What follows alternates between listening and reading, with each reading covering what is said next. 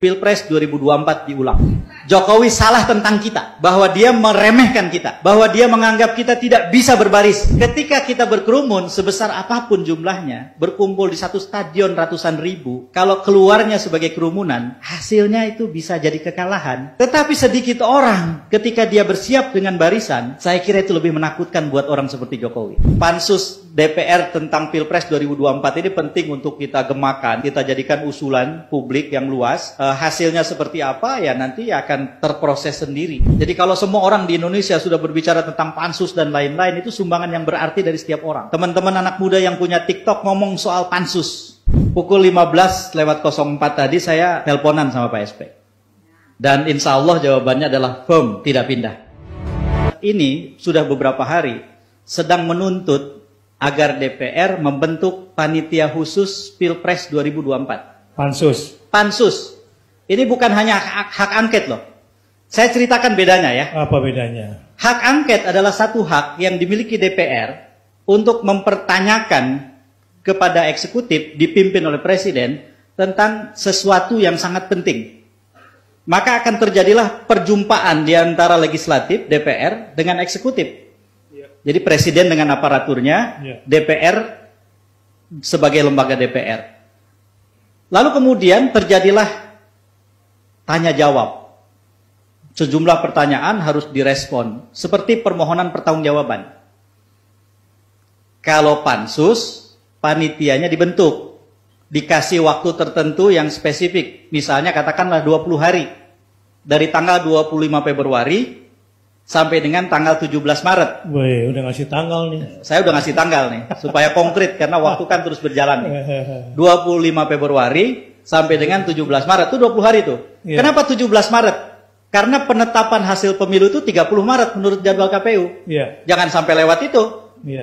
Artinya, pansus ini harus bekerja untuk memproses sampai kemudian akhirnya pada tanggal 30 Maret, ketika memang harus diputuskan sesuatu, keputusannya adil. Pansus itu terdiri dari seluruh fraksi yang ada di DPR yang keanggotaannya mewakili kekuatan masing-masing pihak. Lalu kemudian pimpinannya akan dipilih dari satu paket yang diajukan. Udah jelas paket yang menang siapa? 5 partai, PDI Perjuangan, P3, Nasdem, PKS, PKB, itu 54,6% di DPR. Kalau mereka kompak, sudah jelas siapa yang menang gitu loh.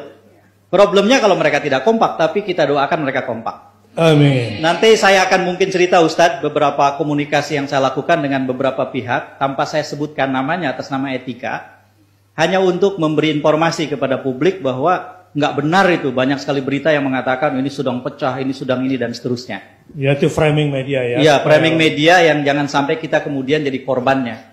Nah, kembali ke soal tadi, 20 hari itu, yang akan terjadi adalah dilibatkannya oleh DPR yang disebut para pemangku kepentingan, stakeholders.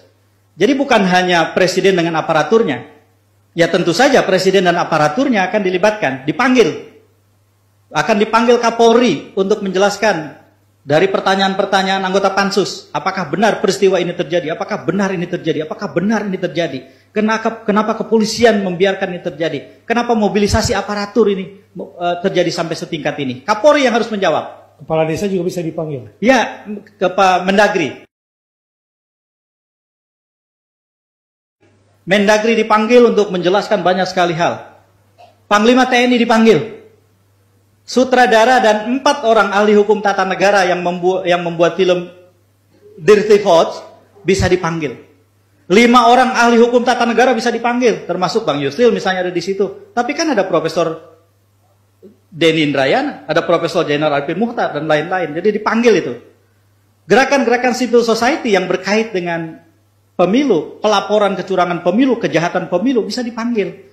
Dan apa asiknya? Pimpinan pansus bisa mengatakan bahwa kegiatan panitia khusus ini terbuka untuk publik. Bayangkan 20 hari siaran langsung. Semua kebokrokan itu akan mengapung di atas permukaan. Kalah tuh drakor tuh ya. Pada ibu-ibu. Dan kalau kemudian ini dilakukan Ustadz, kalau ini kemudian dilakukan, satu hal yang menurut saya jelas adalah kita membuat kanal atau saluran untuk orang-orang yang marah. Sehingga kemarahan itu tidak tumpah di jalanan. Sehingga kemarahan itu tidak menjadi kegiatan pengerusakan. Sehingga kemarahan itu kemudian berproses menjadi perlawanan. Itu yang penting. Kesalahan kita sebagai warga negara atau sebagai umat seringkali adalah lebih senang marah, tidak suka melawan. Kalau marah itu jangka pendek. Marah itu nggak punya agenda. Orang marah nggak bisa ditanya apa agendamu. Nggak ada. Bakbuk, dia pukul kita. Dan orang marah bisa diselesaikan dengan hadiah permukaan yang sesaat.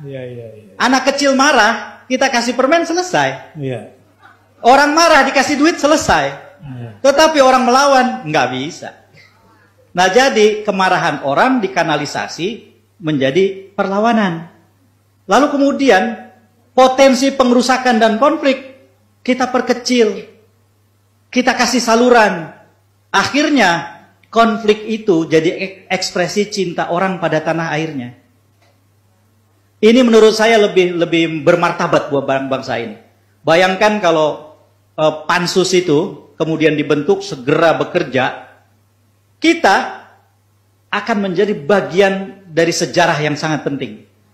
Tidak boleh ada presiden sehebat apapun dia menurut pendukungnya, setinggi apapun tingkat kepuasan orang sama dia katanya, tidak boleh dia dibiarkan melakukan banyak pengrusakan terhadap bangsa ini tanpa kita buka semua itu, sehingga semua presiden setelahnya tidak boleh lagi melakukan kesalahan yang serupa. Kita tidak punya dendam. Sekarang saya tanya, siapa yang punya dendam sama Jokowi? Oh ada. Oh masih. Ustadz, target. Saya nggak ikutan ya. Ini target. Pak Kiai Deden nggak dendam. Target dari pertemuan kita, forum kita malam ini adalah kita olah rasa dendam itu, kita timbun dengan rasa cinta tanah air, dan ekspresinya adalah perlawanan yang tidak berhenti untuk Jokowi. Mantap. Saya mau tanya, marah apa lawan? Lawan atau marah? Mau marah terus atau melawan? Cakep. Nah, tetapi begini, seringkali orang melawan itu kalah. Nah, salah satu sebab kekalahan orang yang melawan adalah ketika mereka tidak membuat barisan. Jadi yang terpenting buat kita adalah mari saling hormat pada posisi dan peran masing-masing. Dalam proses kerja perlawanan besar ini tidak ada superhero. Tidak ada pahlawan besar yang jasanya begitu besar, dia ada paling depan, tidak ada. Semua orang punya sumbangannya masing-masing, bahkan setiap orang yang berdoa di rumahnya dengan senyap. Jadi, rasa hormat di antara satu dengan yang lain, menurut saya itulah yang akan membuat semua orang gampang untuk berbaris. Saya ambilkan contoh. 5 partai yang kita harapkan itu kan bukan partai yang punya sejarah bermesraan begitu rupa kan? Iya kan? Kita kan tidak pernah membayangkan di masa-masa sebelum ini Bu Mega sama Ustadz Salim misalnya bertemu dalam pertemuan yang di dalamnya hanya ada senyum dan tidak ada ketegangan kan? Itu realitas politik. Tetapi ketika kemudian setiap kita bersepakat bahwa cinta kita pada tanah air dan keinginan kita untuk membersihkan sejarah pemilu 2024 menenggelamkan semua yang lain, kenapa tidak pimpinan 4 partai yang lain bertemu di rumah Bu Mega gitu? Bu Mega paling sepuh, Bu Mega yang paling duluan melawan loh. Kita hormati, dan seorang ibu. Jadi kalau dikasih jatah Bu Mega itu jatahnya 3. Ketua umum partai yang lain 1 kan, ibu, bapak, kan begitu. Tanya aja sama Ustadz sama Kiai. Betul.